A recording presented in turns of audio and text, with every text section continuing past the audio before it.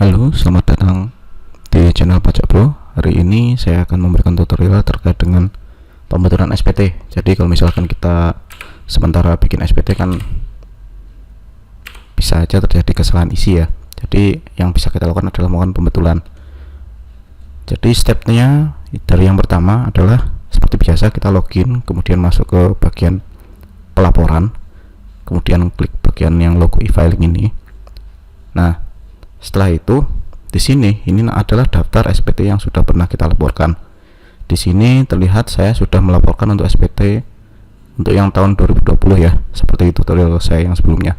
Jadi kalau misalnya kita mau membutuhkan pembetulan untuk yang SPT tahun 2020 ini, maka kita harus masuk ke bagian pembuatan SPT baru.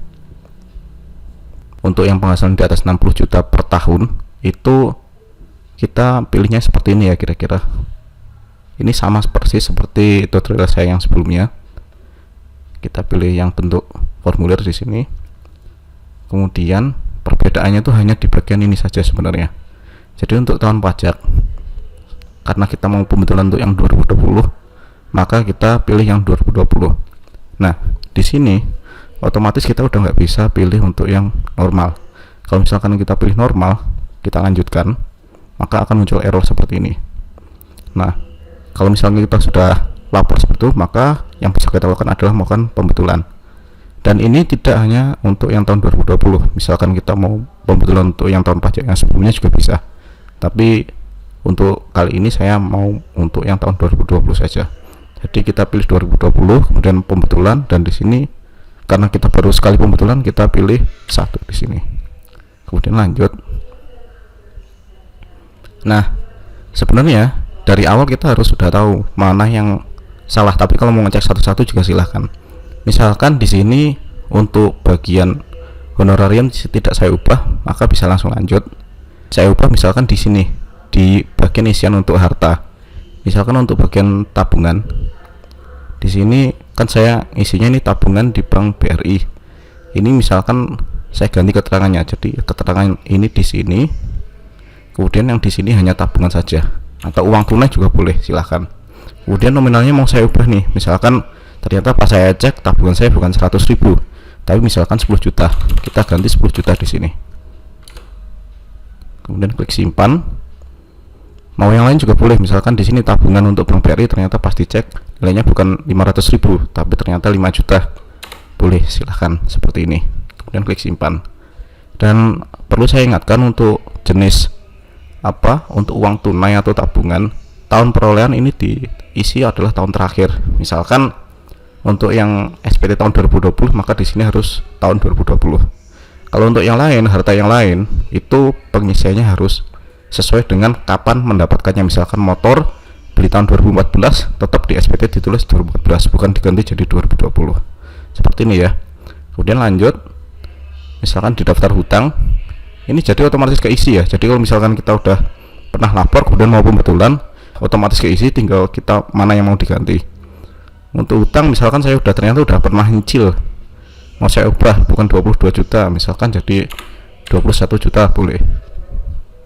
Dan sama untuk hutang, ini adalah sisa hutang tahun 2020. Jadi misalkan dicek hutangnya sudah berkurang, silahkan disesuaikan. Daftar tanggungan, nah di sini silahkan ya, kalau misalkan mau diubah silahkan, kalau enggak bisa langsung lanjut. Kemudian untuk penghasilan neto saya enggak ada yang berubah, penghasilan yang tidak termasuk objek pajak juga tidak ada, lanjut. Dan untuk bukti potong juga tidak ada, jadi bisa langsung lanjut. Nah, untuk bagian terakhir, bagian penghasilan, ini terkait dengan PTKP ya, untuk kawin tidak kawin, lanjut. Di sini tidak ada yang saya ubah juga. Ini lanjut juga, tidak ada. Di sini juga masih sama. Di sini di SPT saya untuk tutorial ini, saya hanya mengubah di bagian harta saja, harta dan juga hutang. Selain itu untuk pengisian nilainya semuanya sama. Tapi misalkan kondisinya berbeda, misalkan ternyata waktu dilapor punya bapak dan ibu, misalkan nilai yang di sini lebih bayar atau kurang bayar, mau dibuat nihil, itu silahkan diisi diubah di bagian penghasilan atau mana yang terkait dengan yang membuat nilai ini jadi bukan nihil. Misalkan di penghasilan neto atau ternyata bukti potongnya masuknya salah, itu silahkan disesuaikan. Tapi yang jelas yang perlu saya ingatkan, khusus untuk pegawai ya, apapun itu ya, pegawai negeri, pegawai swasta, BUMN, polisi, pokoknya yang statusnya pegawai, kalau misalkan dapat bukti potong, status di sini wajib nihil. Kalau misalkan nggak nihil pasti salah, pasti tidak sesuai dengan bukti potongnya. Jadi silakan dicek kembali. Kemudian lanjut untuk bagian angsuran. Kalau untuk pegawai itu rata-rata itu nggak ada untuk pasal 25-nya. Tapi kalau misalkan ada, silakan konsultasi dengan AR bagaimana perhitungannya. Jadi jangan asal isi ya. Ini defaultnya nggak perlu diisi. Jadi bisa langsung lanjut. Kemudian klik centang di sini. Oke. Setelah itu dicek kembali ya. Untuk jenis formulirnya tidak ada yang berubah. Jadi yang di sini keterangannya tuh di sini bagian pembetulan ada pembetulan 1, untuk statusnya tetap nihil, catatan sudah lengkap, kemudian tinggal kita ambil token. Tinggal klik di sini, terus kemudian saya pilih di sini pakai nomor HP, klik OK. Nah, kalau sudah seperti ini, kalau sudah muncul sukses, silahkan cek HP Bapak dan Ibu ya. Kalau misalkan di sini saya cek, ini sudah langsung muncul. Jadi kalau dari pengalaman saya kemarin, saya nyoba pakai email juga, ternyata hasilnya zonk ya. Jadi ternyata error juga. Jadi akhirnya saya memutuskan untuk mengubah profil, kemudian ganti pakai nomor HP pribadi. Oke. Jadi untuk kali ini ternyata sama sekali tidak dapat error sama sekali ya. Jadi untuk pengalamannya di sini silahkan dipilih, boleh puas boleh tidak, silahkan. Yang jujur aja nggak apa-apa. Di sini saya pilih puas saja ya. Oke, jadi kalau misalkan sudah, nanti di bagian daftar SPT nanti muncul di sini ada SPT lagi, tahun pajaknya sama di sini ada tulisan pembetulan 1. Jadi begitu. Untuk mengecek di sini ada BPE-nya, silahkan di akun DJP online masing-masing.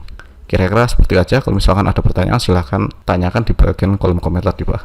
Mungkin itu aja dari kami. Terima kasih. Assalamualaikum warahmatullahi wabarakatuh.